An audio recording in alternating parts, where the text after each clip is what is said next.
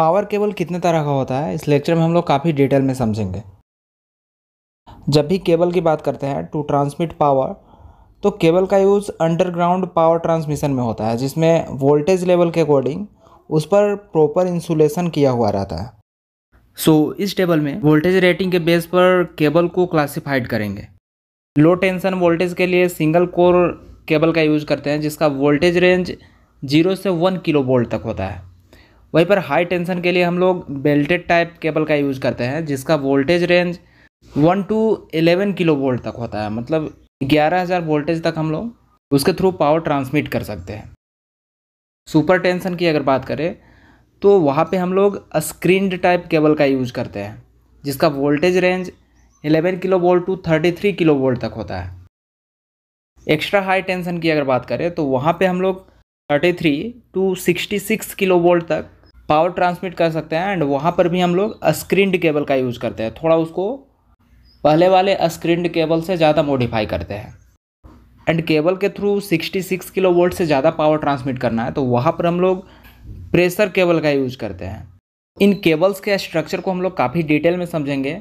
Topic काफ़ी informative है, so last तक ज़रूर देखें। तो पहला है सिंगल कोर लो टेंशन केबल।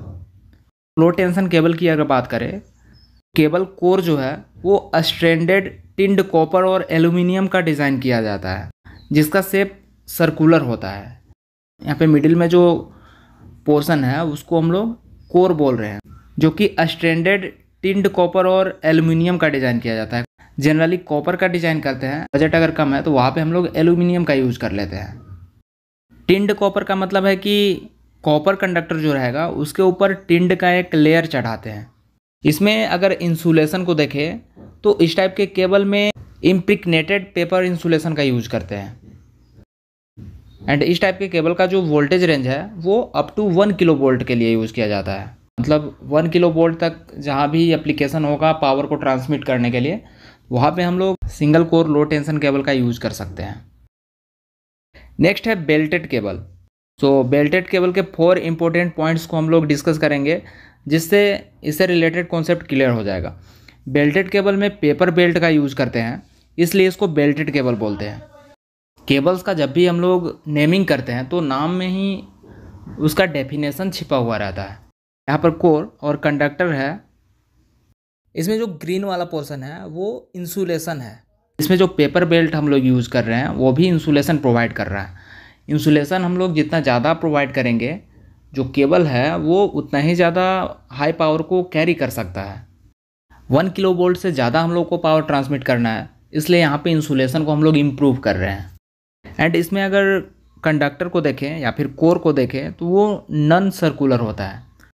लो टेंशन सिंगल कोर केबल जो था वहाँ पे सर्कुलर कोर का हम लोग यूज कर रहे थे, और यहाँ पे जो कोर है वो नॉन सर्कुलर है। बेल्टेड केबल का भी एक मेजर प्रॉब्लम था, दैट इज़ वॉइड फॉर्मेशन। मतलब इसमें जो इंसुलेशन प्रोवाइड करते हैं वहाँ पर एयर स्पेस होता है, जिससे इंसुलेशन का स्ट्रेंथ डाउन होता है।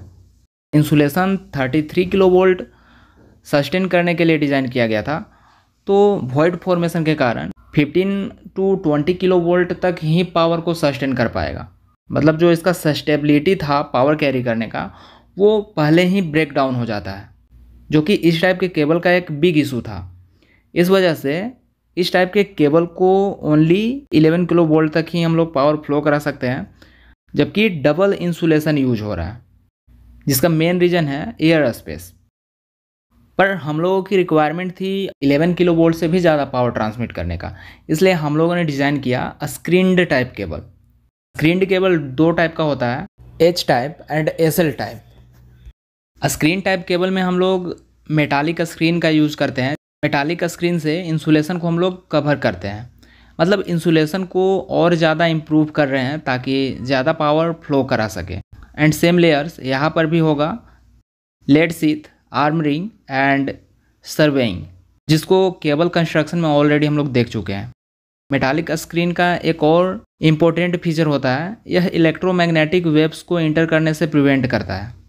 इलेक्ट्रोमैग्नेटिक वेव्स जो आती है वो केबल से फ्लो करने वाले पावर को इंटरफेरेंस न कर सके, उससे प्रोटेक्शन प्रोवाइड करता है। तो एच टाइप में प्रोवाइडेड पेपर इंसुलेशन को मेटालिक स्क्रीन से कवर करते हैं एंड इसमें एज इंसुलेशन हम लोग पेपर इंसुलेशन का यूज करते हैं।